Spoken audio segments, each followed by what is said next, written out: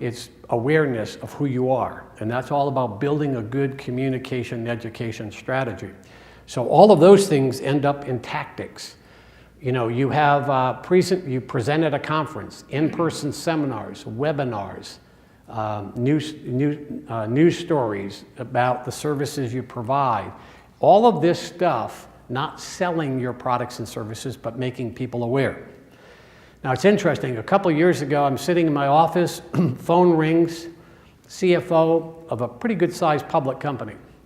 He calls me and says, I'm wondering, can you be available to come to my office, meet the compensation committee of my board, and spend 2 hours in a working session? Gave me a date like 5 weeks out. I go, sure. I'm thinking, am I having a senior moment? Is this like a hot prospect at the end of my funnel? And I go, sure. I go, well, let me ask you, can we maybe schedule some time in between so that I can give you a little more background on our firm, how we work, and so forth? He goes, I know all about you. Now I'm thinking, man, you know, I've been around for a long time. Maybe this is somebody I did business with, or somebody I'm just having, I mean, he wants me to meet with the comp committee for 2 hours. I go, well, yes, but I just wanted to kind of explain what we do. He said, look, I attend all your webinars, then for the last couple of years. I read your white papers, and in fact, I looked at a video that you did on your website. And based on that video and how I saw your mannerisms and how you interacted in your knowledge, I'm very comfortable with putting you in front of my comp committee. I think you're the type of guy that the comp committee would relate to.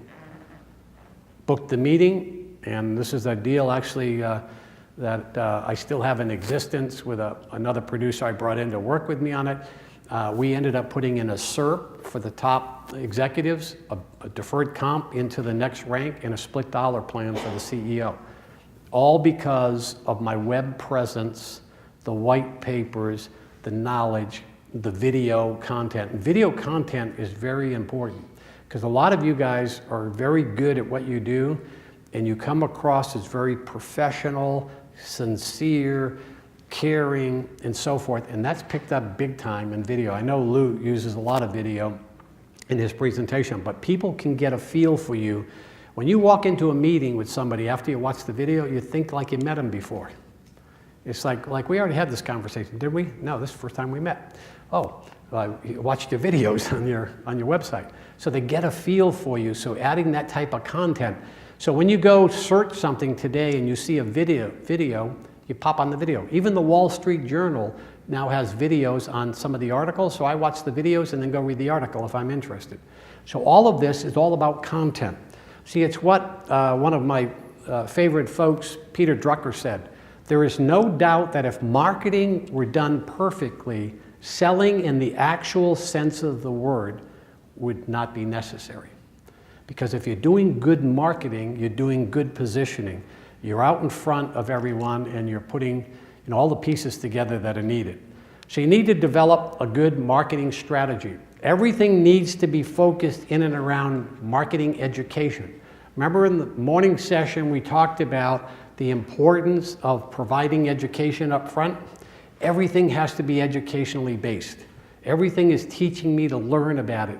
You know, before I show you the insurance products, maybe take me through a little education of telling me the difference between term insurance and whole life and index products. Give me a little tutorial or something through that. Or telling me the alternatives that are available or what others have done, case studies and so forth. And the important thing here is all this stuff has to be consistent. So as I research companies and work with companies mapping out their buying and selling processes, I notice that there's lots of inconsistency. I meet you at a cocktail party and you tell me that you help transform businesses and help people grow their organizations, take the next level. Then I go to your website, you sell life insurance, disability, and health insurance.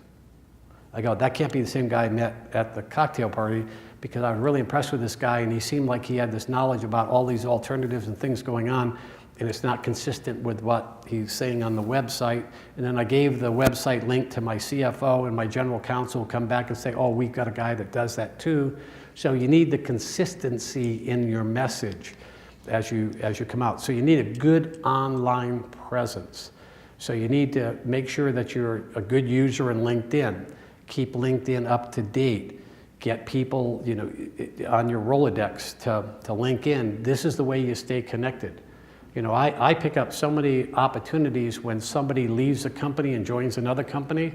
They go change their LinkedIn. It pops up that I send that little congratulations to your new job. Hey, when can we get together? So people that are bouncing all around in your network are finding new opportunities, giving you new opportunities to have great conversation.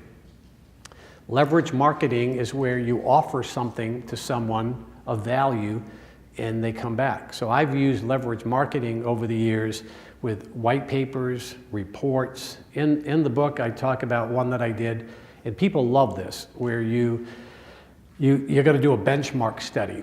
So if you took all the private companies in a sector, say construction companies or physician practices, and you went to them and said, we're going to do an analysis of whatever the subject matter is, and the data is held confidentially, and we're going to come back with this data and share the data with you, what best practices are. Would you like to participate and get that data? Companies love this and will participate in studies, and then you bring back the results. One of the things that I did with leverage marketing is something that many people don't do, is I used to go to all of the annual meetings of prospects if they were public companies. So a lot of you that are in the high net worth business, a good way to find a prospect is a small public company where the family controls the shares. They'd be a good prospect for a lot of things you do. You can just show up at the annual meeting. You show up, eat their donuts, drink their coffee, and I used to hang around the back and sit there, and many of the meetings where they'd go around the table saying, like, I don't know you, sir. Can you tell me a little bit about yourself? And I'd stand up and say, I'm Bill McDonald from Compensation Research Group, and we follow your company. The CEO goes, you follow your company? What, investment banking? We said, no, we benchmark executive comp and benefit programs among companies and your peers and so forth. Then later I'd go have a conversation with them and say, I've been following your company for some time. I know a lot about some of the things you're working on. In fact, I'm working on a report right now doing a peer analysis of executive benefits among a number of your peers, the ABC, the Ajax company, and so forth and so on. The study's about 2 weeks away from being completed. Would you like to have a copy of that? Could we set up with maybe a time and I bring a copy? He'd go, sure, I'd love to get that data. So I'd run back to my office and start the study. Right? Everybody wants data. They want that stuff. So anytime you can get that information, you got to show up under favorable conditions and leverage.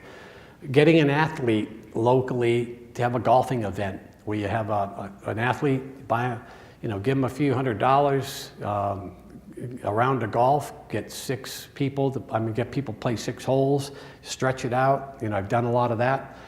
Dinners with Dr. Laffer, where we invite people to this dinner that don't know us, but they see the connection. You can go to your local university, get the head of the economics department, some of the research, somebody that could bring value to someone, target them, bring them to a gathering, and that's how you use leverage marketing. Indirect is like sending out press releases, and every time there's an event, I try a strategy to get a press release out every month on something. We just completed a study on the ABC. We just hired somebody in administration. We just opened up a new office. We're taking on this subject matter. We want to introduce this or something. Just get your name in the news through all of these indirects.